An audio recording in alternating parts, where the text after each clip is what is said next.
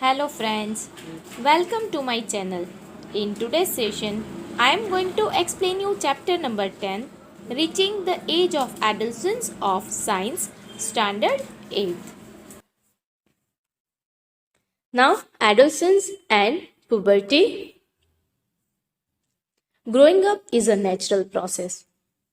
We all know very well that growth is a continuous process. जब born होता है, infant जो होते हैं, बोर्न बेबी, वो काफ़ी छोटे होते हैं. धीरे धीरे हाइट जो है वो इंक्रीज होती है, वेट इंक्रीज होता है. कंटिन्यूअस जो ग्रोथ है वो एवरी लिविंग बीइंग का होता है. The period of life when the body undergoes changes leading to reproductive maturity is called adolescence. अब एक लाइफ का एक ऐसा पीरियड आता है जहां पे चेंजेस इस तरीके से होता है कि रिप्रोडक्टिव मैच्योरिटी आती है. इट मीन्स जो भी ह्यूमन बींग्स है वो रिप्रोडक्शन के लिए कैपेबल होते हैं, which is known as adolescence. Adolescence begin around the age of 11 and last up to 18 or 19 years of age. अब जनरली एडोलसेंस जो है वो 11 इयर्स की एज में स्टार्ट होता है और ये 18 से लेके 19 इयर्स तक एडोलसेंस की जो एज है वो यहाँ पे एंड होती है. Since this period covers teens, adolescents are also called teenagers. अब ये जो एज है लाइक 13, 14, 15, 16, तो इन सब में पीछे टीन आता है ना, इसीलिए हम एडोलसेंट्स जितने होते हैं कि जो 13 से लेके 19 की एज के बीच के होते हैं उनको हम टीनेजर्स भी बोलते हैं. The period of the adolescence varies from person to person. अब ये जो एडोलसेंस होता है ना उसका पीरियड हर एक लिविंग बीइंग का डिफरेंट होता है. लाइक कुछ ऐसे भी हैं बच्चे जिनका एडोलसेंस की जो एज है वो 11 ईयर से स्टार्ट होती है. माइट बी पॉसिबल किसी में 12 ईयर पे स्टार्ट हो या किसी में 15 ईयर्स पे भी स्टार्ट हो. The human body undergo several changes during the adolescence. जब ये एडोलसेंस की प्रोसेस होती है, जब ये एडोलसेंस का पीरियड होता है, तब हमारे बॉडी के अंदर काफी सारे चेंजेस होते हैं. These changes mark the onset of the puberty. अब ये जो भी चेंजेस होते हैं ना उसको हम पुबर्टी बोलते हैं. क्लियर चेंजेस जो है वो हमें दिखते हैं. The most important change which marks the puberty is that boys and girls become capable of reproduction. अब ये पुबर्टी का सबसे मेन इंपॉर्टेंट चेंज क्या है, तो बॉयज एंड गर्ल्स जो होते हैं वो रिप्रोडक्शन के लिए कैपेबल होते हैं. Now they are mature about it. Puberty ends when the adolescence reaches reproductive maturity. जब ये reproductive maturity completely आ जाती है तब puberty end होती है. Sudden increase in height and hairy line above the lip in the boys are signs of the adolescence. अब ये height suddenly increase होती है लड़कों में और उनके ना लिप्स के ऊपर हेयर लाइन आती है, मूंछें आती है, ये एडोलसेंस की साइन है. Now changes at puberty. अब ये पुबर्टी का जब पीरियड होता है तब क्या चेंजेस आते हैं हमारे बॉडी के अंदर वो वन बाय वन देखने हैं. Increase in height. सबसे पहला है हाइट इंक्रीज होती है. The most conspicuous change during the puberty is the sudden increase in height. सबसे कंस्पिक्यूअस जो चेंज होता है, सबसे रिमार्केबल जो चेंज होता है कि जो हाइट होती है ना एडोलसेंट की वो सडनली चेंज होती है, सडनली इंक्रीज होती है. At this time the long bones that is the bones of the arms and the legs elongate and make a person tall. अब इस एज पे जनरली जो लॉन्ग बोन्स होते हैं ना हैंड्स के एंड लेग्स के वो एलोंगेट होते हैं और इसीलिए जो हाइट है वो ऑल ऑफ सडन इंक्रीज हुई ऐसा लगता है. Here a general chart is given. Like 8 years की एज में ऑलमोस्ट बॉयज की जो हाइट है वो 72% जितनी इंक्रीज होती है जबकि गर्ल्स की 77% जितनी. और 18 इयर्स पे बॉयज एंड गर्ल्स जो है वो ऑलमोस्ट अपनी 100% एज पे पहुंच जाते हैं. Now calculation for full height in centimetre. यहाँ पे आपको परसेंटेज दिए है कि अप्रोप्रिएटली कितने अप्रोक्सीमेट परसेंटेज जो है वो हाइट इंक्रीज होती है। अब उसमें हमें सेंटीमीटर में एक्चुअल हाइट में कन्वर्ट करना है। Percentage height in centimeter into 100 divided by percent of the full height at this age. For example, a boy is 9 years old and 120 centimeter tall. At the end of the growth period, he is likely to be. अब 9 साल का एक लड़का है जो 120 centimetre toll है, उतना लंबा है, उतनी उसकी हाइट है। तो 18 ईयर्स पे उतनी उसकी हाइट कितनी होगी? That is 120 into 100 divided by 75 centimetre. Because वो 9 ईयर्स की एज पे है तो 75% उसकी हाइट जो है वो इंक्रीज हुई है, राइट। 75% ये हाइट है तो उसको 100% में कन्वर्ट करना है। So answer is 160 centimetre toll.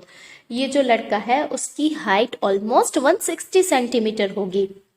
This is not the exact height. ये जरूरी नहीं है कि वो एग्जैक्टली 160 सेंटीमीटर का होगा, बट अप्रोक्सीमेटली उसकी हाइट जो है वो 160 सेंटीमीटर के नियर अराउंड होगी।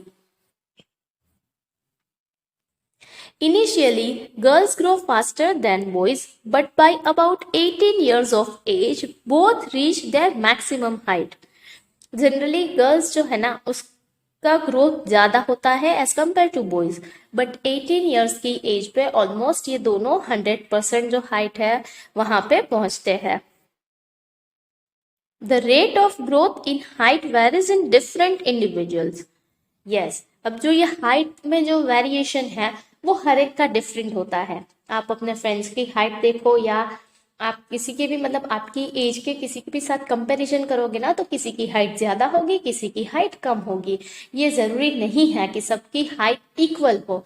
जो ये परसेंटेज दिए है ना वो उतने परसेंटेज टोटल हाइट के दिए हैं।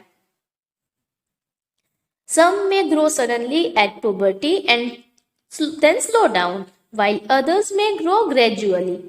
अब ऐसा भी हो सकता है कि किसी की हाइट ना ऑल ऑफ सडन इंक्रीज हो, फिर जो ये ग्रोथ रेट है ना वो धीरे धीरे स्लो होता जाता है।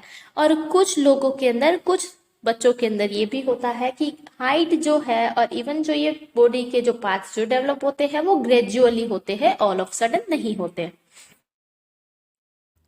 All parts of the body do not grow at the same rate. हर एक बॉडी पार्ट जो है वो सेम रेट से ग्रो नहीं होगा। माइट बी पॉसिबल आपकी हाइट जो है वो पहले इंक्रीज होती है या तो आपका जो स्ट्रक्चर है वो ब्रॉड हो रहा है।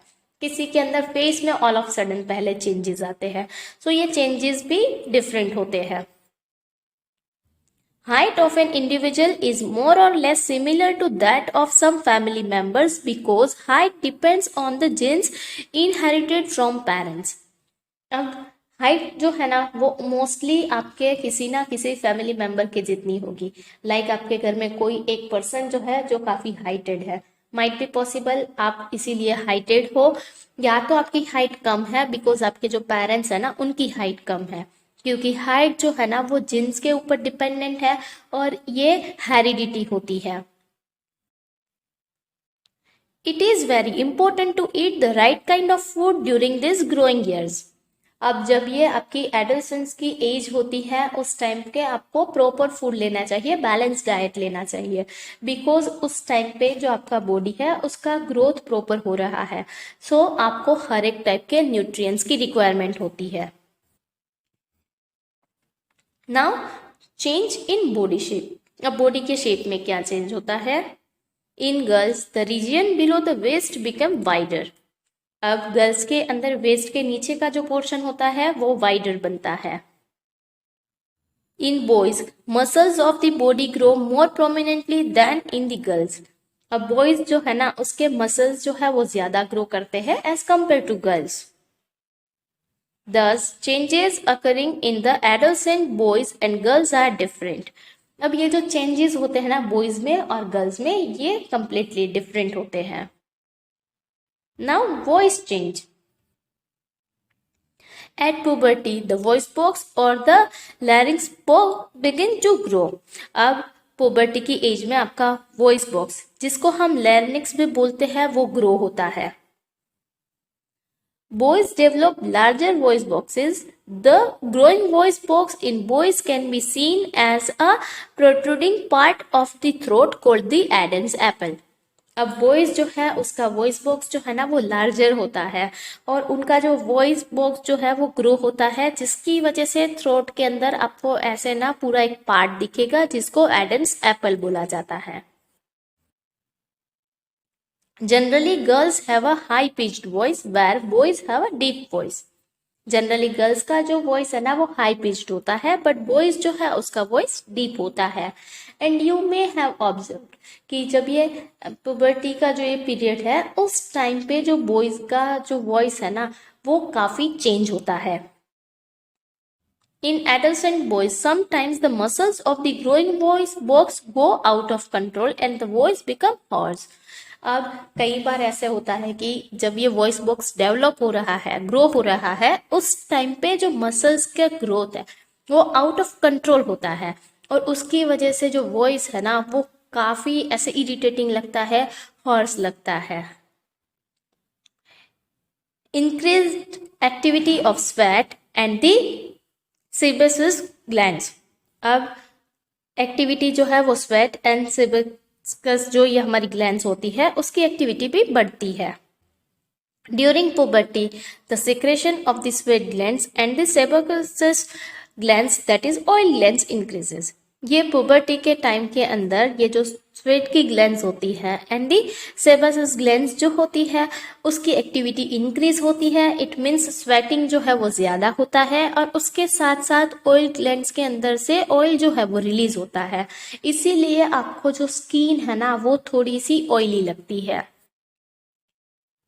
Many young people get acne and pimples on the face at this time because of the increased activity of these glands in the skin.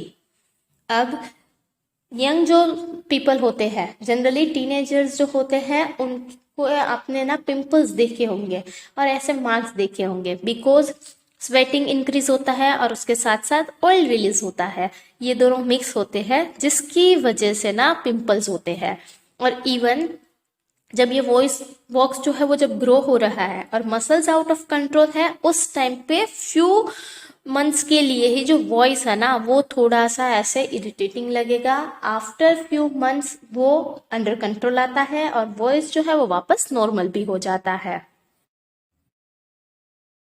Now development of sex organ.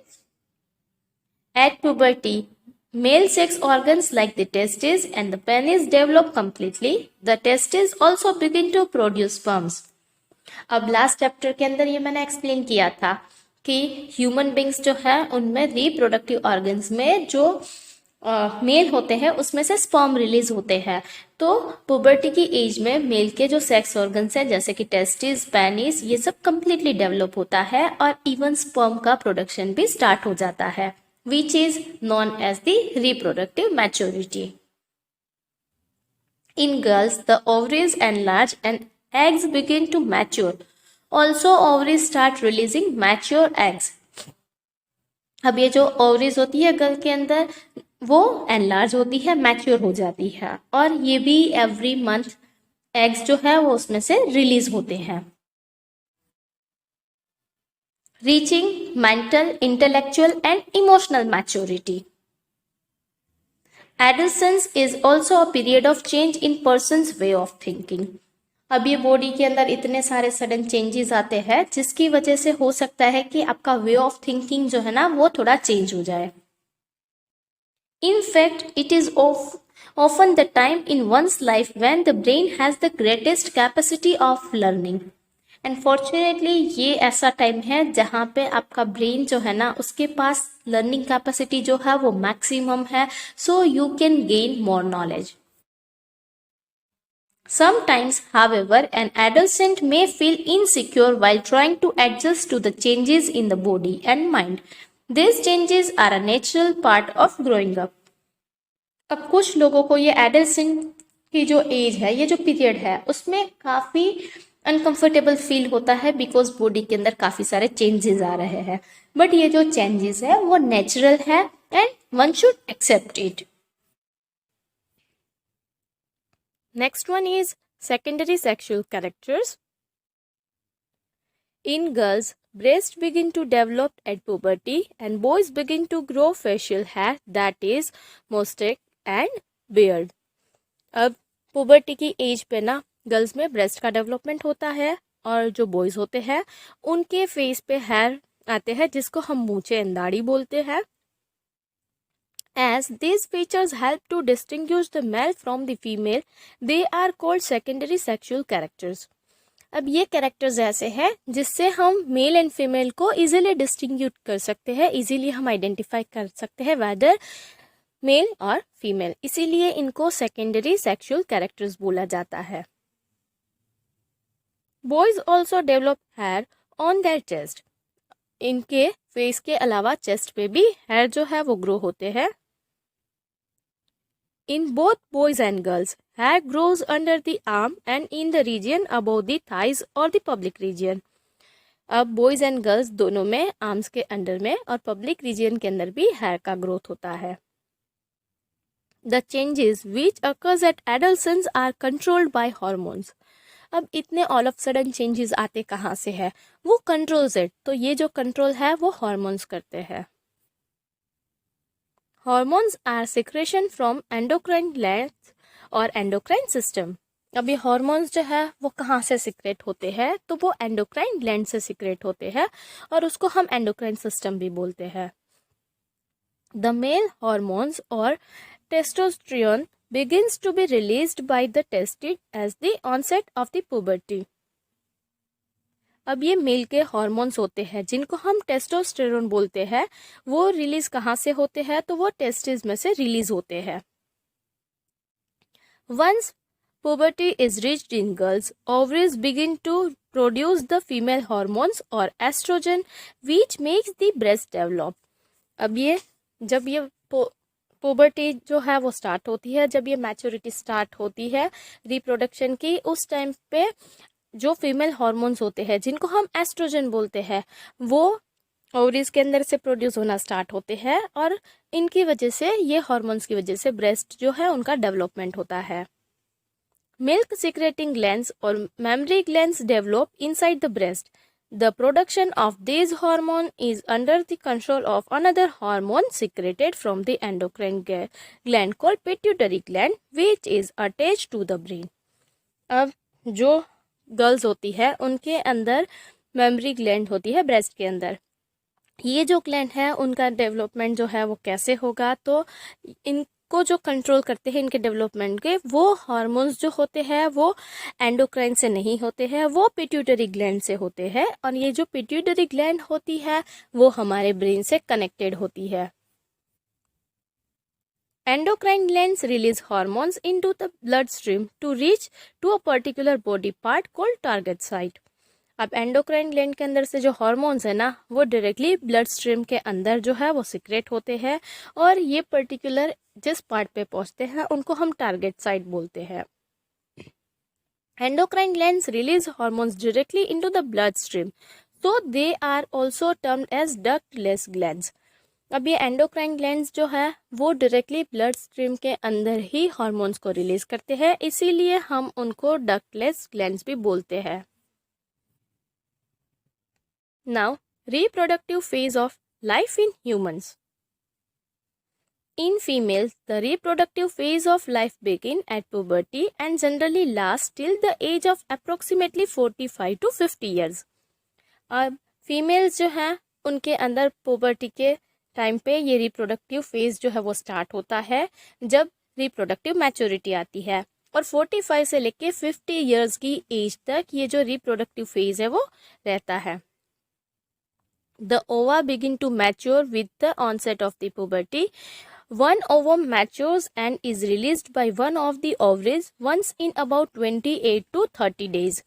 अब ये जब ओवा जो है वो मैच्योर होता है तब उसके अंदर से ना every month almost 28 to 30 days के अंदर जो वन ऑफ द ओवरीज के अंदर से एग जो है वो रिलीज होता है. During this period the wall of the uterus becomes thick so as to receive the egg in case it is fertilized and begins to develop. अब क्या होता है कि जो एग रिलीज होता है अगर उसके साथ जो स्पर्म होता है उसका फ्यूजन होगा तो जाइगोट डेवलप होता है, which we have already discussed in previous chapter. तो उसका जो डेवलपमेंट होता है ना जाइगोट का, वो कहाँ पे होता है? वो यूट्रस के अंदर होता है। इसीलिए इस पीरियड के अंदर क्या होता है कि यूट्रस जो है वो थिक बन जाता है, ताकि अगर फर्टिलाइजेशन हो तो एग जो है उनको ये सपोर्ट कर सके।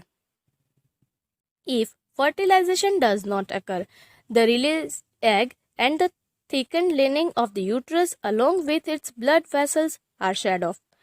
अगर फर्टिलाइजेशन नहीं होता है तो जो ये एग होता है वो रिलीज हो जाता है, और उसके साथ साथ जो ये ब्लड वेसल्स होते हैं और ये जो थिकनेस थी यूट्रस वॉल की, ये सब कुछ शेड ऑफ होता है, ये सब कुछ बॉडी के अंदर से रिलीज होता है। दैट्स वाई ब्लीडिंग होता है।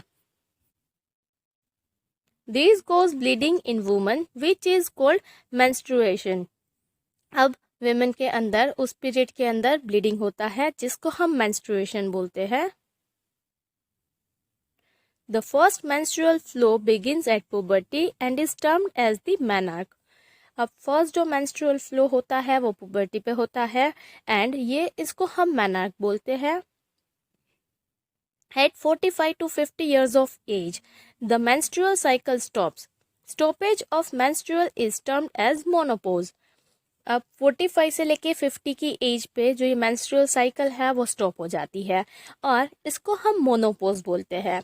एंड इवन जब ये मेनार्क स्टार्ट होता है, इट मीन्स फर्स्ट टाइम जब ये एग रिलीज होता है, उसके बाद ये जो साइकिल है उसको कंटिन्यूएशन में आने में थोड़ा टाइम भी लग सकता है। लाइक स्टार्टिंग के अंदर जो ये मेंस्ट्रुएशन है वो माइट बी पॉसिबल कि इरेगुलर होता है, फिर धीरे धीरे ये रेगुलर हो जाती है cycle and every 28 to 30 day पे एग्स जो है वो रिलीज होते हैं अगर फर्टिलाइजेशन नहीं होता है। Once puberty is reached in girls, ovaries begin to produce the female hormone or estrogen which makes the breasts develop. अब पुबर्टी की एज पे फीमेल के अंदर जो ये एस्ट्रोजन हार्मोन्स है वो रिलीज होते हैं जिसकी वजह से ब्रेस्ट का डेवलपमेंट होता है। In case the egg is fertilized, it begins to divide and then gets embedded in the uterus for further development. ये हम ऑलरेडी प्रीवियस चैप्टर के अंदर पढ़ चुके हैं कि अगर एग जो है वो फर्टिलाइज्ड होता है फिर उसका जो फर्दर डेवलपमेंट होता है वो पूरा यूट्रस के अंदर होता है। Now how is the sex of the baby determined? Now how we can determine whether the baby would be a baby girl or baby boy. Inside the fertilized egg or zygote is the instruction for determining the sex of the baby. This instruction is present in the thread-like structures called chromosome in the fertilized egg. अब ये जो fertilized egg है उनके अंदर से sex determination होती है, यानी कि लड़का होगा या लड़की होगी। ये कहाँ से हम डिटरमाइन कर सकते हैं? तो ये जो इंस्ट्रक्शन है वो क्रोमोसोम के अंदर प्रेजेंट होती है और ये क्रोमोसोम फर्टिलाइज्ड एग के अंदर होते हैं। All human beings have 23 pairs of chromosomes in the nuclei of their cells.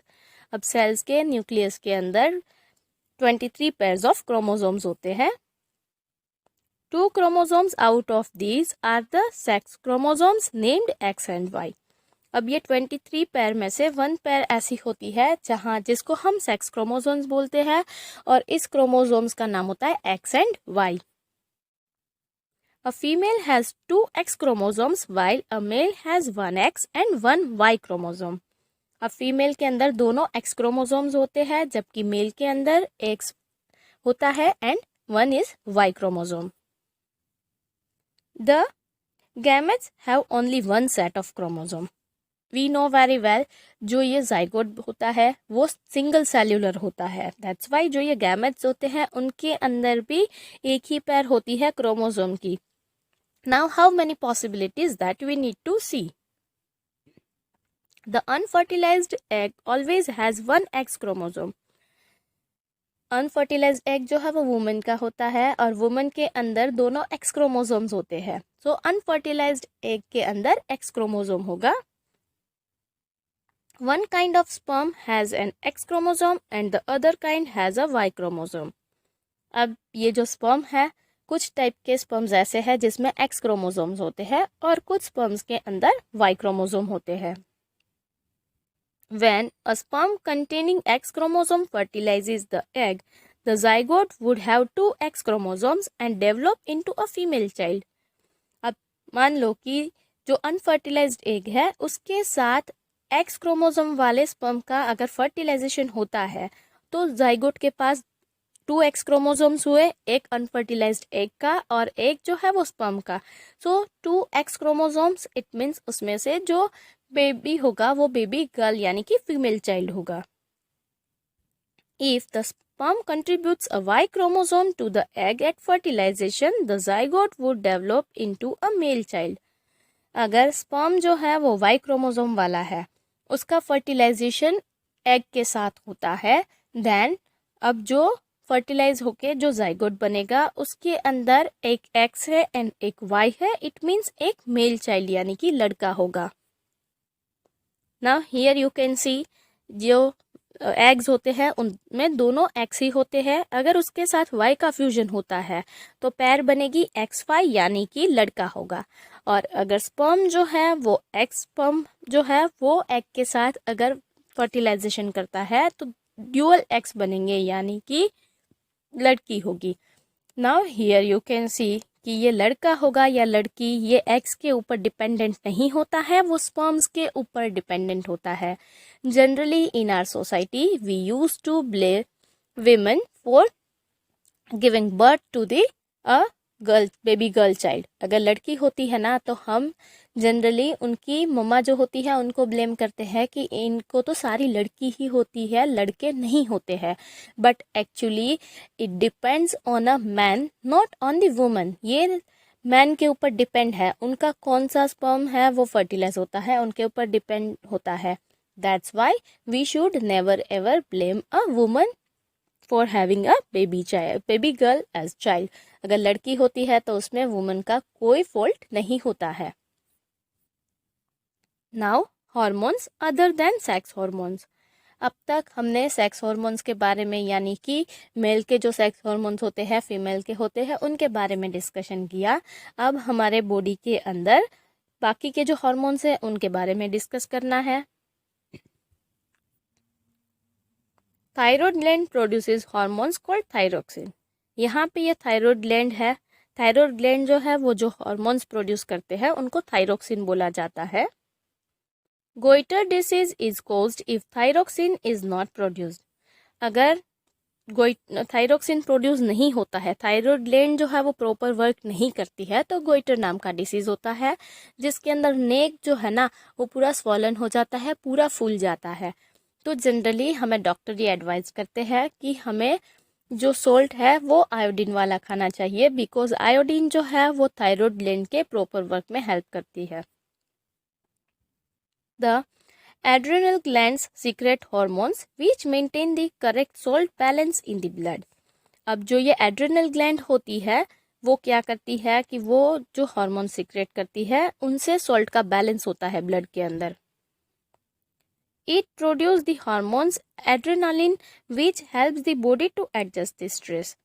अब इनके अंदर से जो एड्रेनालिन हार्मोन्स रिलीज होते हैं वो हमारे बॉडी के अंदर जो स्ट्रेस होता है उनको रिलीज करने के लिए, उनको एडजस्ट करने के लिए भी काफ़ी हेल्पफुल होता है.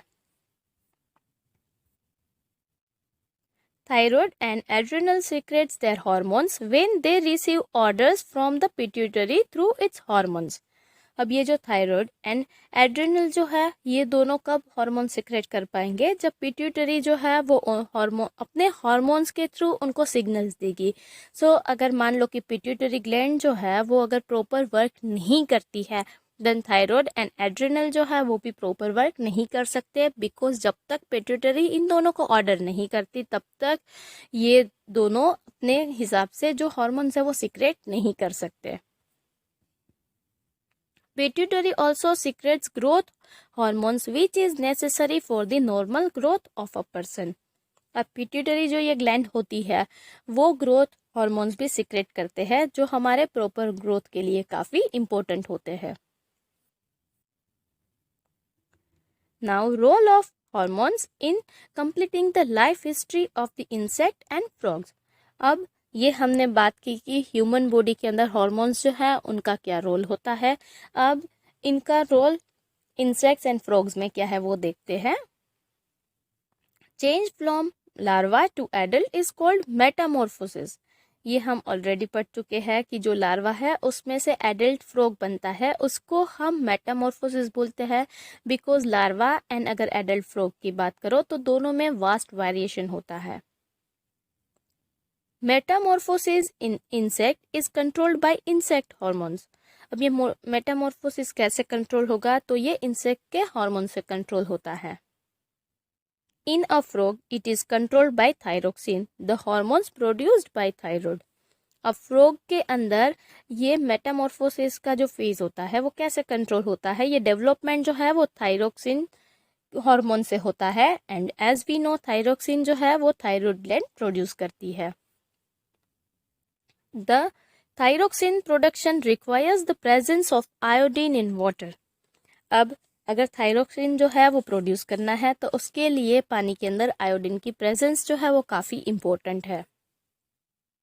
If the water in which the tadpoles are growing does not contain sufficient iodine, the tadpoles cannot become adults.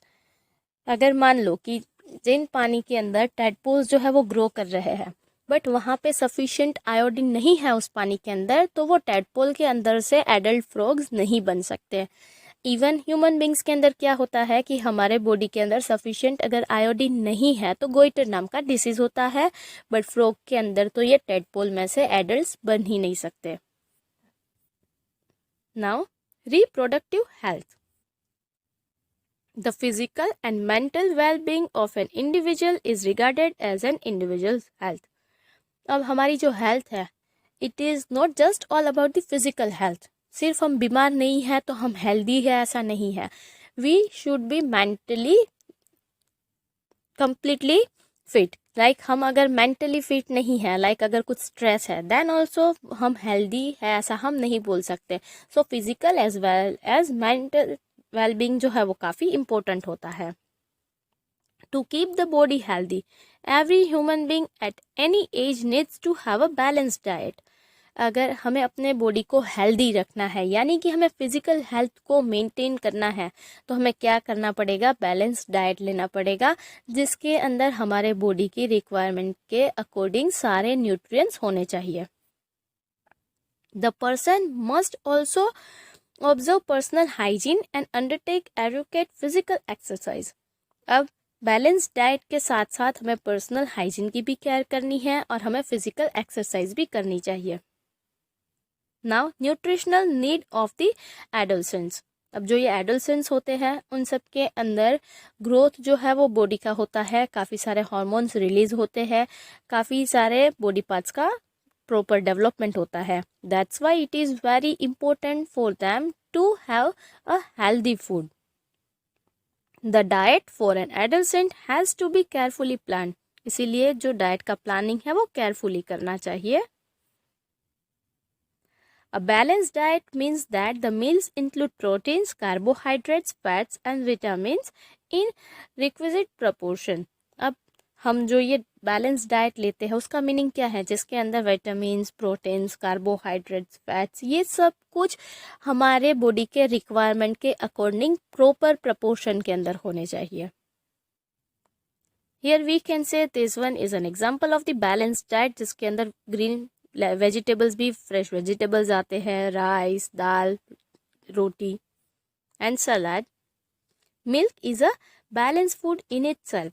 अब मिल्क जो है ना उसके अंदर से ऑलमोस्ट हमें विटामिन सी के अलावा सारे न्यूट्रिएंट्स मिलते हैं, so we use to consider it as one of the balanced food. Fruits also provide nourishment. अब हमें फ्रूट्स भी खाने चाहिए बिकॉज वो हमें नरिशमेंट प्रोवाइड करता है। For infants, mother's milk provides all the nourishment that they need. अब इन्फेंट्स जो होते हैं, जो बोर्न बेबी होते हैं ना, वो डायरेक्टली खाना नहीं खा सकते, तो उनके मम्मा जो है उनको ब्रेस्ट फीड करवाती है, उनसे सारे न्यूट्रिएंट्स उनको मिलते हैं। Iron builds blood and iron rich foods such as leafy vegetables, jaggery, meat, citrus, Indian gooseberry that is amla are good for adolescents. अब आप आपके बॉडी के अंदर ना आयरन जो है ना वो भी प्रॉपर होना चाहिए। दैट्स वाई आपको green leafy vegetables, good meat, citrus, आंवला ये सब कुछ खाना चाहिए, बिकॉज ये सब आपकी हेल्थ के लिए काफ़ी अच्छा होता है। चिप्स एंड पैक्ड और tin snacks, though very tasty, should never replace regular meals as they do not have adequate nutritional value. अब ये चिप्स है या तो कोई भी फूड पैकेट है, वो कभी भी बैलेंस डाइट को फुलफिल नहीं कर सकता, बिकॉज उसमें प्रॉपर जो है वो न्यूट्रिएंट्स नहीं होते हैं। दैट्स वाई हमें रेगुलर मील जो है वो कंपलसरी लेना चाहिए। बिकॉज यू मे थॉट कि आज खाना नहीं खाना है, उसके बदले कुछ पैकेट फूड्स खा लेंगे, अल्टीमेटली एनर्जी तो मिल ही जाएगी। एनर्जी तो मिलती है बट वो हमारी हेल्थ के लिए उतना हेल्दी नहीं होता है, so you should avoid it them. Personal hygiene, everyone should have a bath at least once every day. Daily एक बार हमें बाथ लेना चाहिए। It is more necessary for teenagers because the increased activity of sweat gland sometimes make the body smelly. अब teenagers जो है उनको at least once and if it is possible 2 times जो है वो बाथ लेना चाहिए, बिकॉज आपकी जो ये स्वेट ग्लैंड्स है वो काफ़ी एक्टिव होती है, जिसकी वजह से ना स्टिकी हो जाती है स्किन और बॉडी के अंदर से स्मेल आती है। If cleanliness is not maintained, there are chances of catching bacterial infection. अगर आप प्रॉपर हाइजीन मेंटेन नहीं करोगे तो हो सकता है कि बैक्टीरियल इन्फेक्शन हो, स्किन के डिसीज होने के भी चांसेस होते हैं। Girls should take special care of cleanliness during the time of the menstrual flow. Menstrual flow के टाइम गर्ल्स को प्रॉपर केयर लेनी चाहिए। They should keep track of their menstrual cycle and be prepared for the onset of menstruation. अब girls जो है उनको ये पता होता है कि 28 to 30 डेज के अंदर जो मेंस्ट्रुअल साइकिल जो है वो रिपीट होती है, सो उनको ट्रैक करके अच्छे से सब केयर लेनी चाहिए। Next one is physical exercise. Walking and playing in fresh air keeps the body fit and healthy. अब आपको क्या करना चाहिए, बाहर फ्रेश एयर के अंदर खेलना चाहिए ताकि आपका बॉडी भी फिट रहे एंड हेल्दी भी रहे। All young boys and girls should take walks, exercise and play outdoor games. अब सबको वॉक करना चाहिए, एक्सरसाइज भी करनी चाहिए और आउटडोर गेम्स जो है वो खेलनी चाहिए ताकि आपका जो बॉडी है वो हेल्दी रहे। Now say no to drugs. Might be possible इस एज के अंदर जो है वो ड्रग्स लेने का मन हो या तो कोई फ्रेंड ऑफर करे, तो इस एज पे ड्रग्स नहीं लेने चाहिए। If anybody suggests that you will get relief if you take some drugs, just say no unless prescribed by the doctor. जो हम मेडिसिन लेते हैं ना उसमें भी कुछ ड्रग्स होते हैं, सो अगर कुछ ऐसी फिजिकल कुछ प्रॉब्लम है एंड डॉक्टर प्रिस्क्राइब करते हैं then you should take it. Otherwise अगर आपको कोई ऑफर करे कि इससे काफ़ी रिलीफ मिलेगा तो ये सब कुछ नहीं करना चाहिए। Drugs are addictive, they harm the body in the long run. अब ये ना एक एडिक्टिव होता है, एक बार लोगे तो बार बार लेने का मन होता है और इवन ये लॉन्ग टर्म पे आपके बॉडी को नुकसान पहुंचाता है। Now AIDS, it is one of the disease. AIDS को बाय डेंजरस वायरस HIV। ये HIV नाम के वायरस से होता है। It can pass on to a normal person from an infected person by sharing the syringes used for injecting drugs. अब ये कैसे स्प्रेड होता है, मान लो कि कोई एक पर्सन है जिसको एड्स है, उन्होंने एक सिरिंज यूज़ की है ड्रग्स को इंजेक्ट करने के लिए और सेम सिरिंज वही सिरिंज आप भी यूज़ करते हो ड्रग्स के लिए, देन माइट बी पॉसिबल कि एड्स जो है वो होने के चांसेस मैक्सिमम होते हैं। It can also be transmitted to an infant from the infected mother through her milk. अगर मदर जो है उनको एड्स है तो बच्चे को भी एड्स होता है, बिकॉज जब ये ब्रेस्ट फीड करते हैं तब उनके थ्रू एड्स के जो HIV वायरस है वो उनके बॉडी के अंदर एंटर होते हैं।